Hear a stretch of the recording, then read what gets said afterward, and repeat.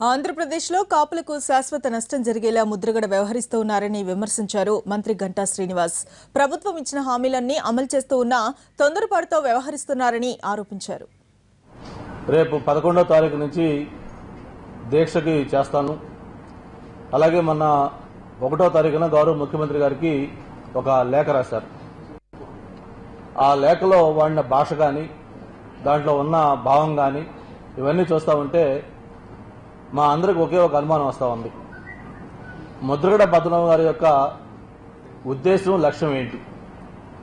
కాపులకు మీరు ఏదైనా శాశ్వతంగా ప్రయోజనం చేయాలనుకుంటున్నారా? కాపుల యొక్క వెల్ఫేర్ కోసం లేకపోతే వాళ్ళ అభివృద్ధి కోసం ఏమన్నా మీరు కృషి చేయాలనుకుంటున్నారా?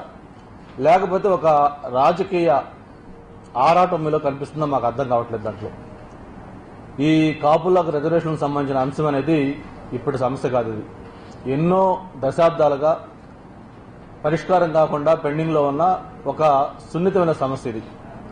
ఇటువంటి సున్నితమైన సమస్యకి ఒక ప్రణాళికాబద్ధంగా ఒక సిస్టమేటిక్గా దాన్ని ఎలా సాల్వ్ చేయాలని ప్రయత్నం చేస్తూ ఉంటే దీన్ని రాజకీయం చేసి కాపులకు శాశ్వతంగా నష్టం చేయడం కోసం ఈ ప్రక్రియ మొదలవుతున్నట్టుగా మాకు అనిపిస్తుంది. ముద్రగడ పద్మనాభం గారి దీక్ష వస్తూ ఉంటే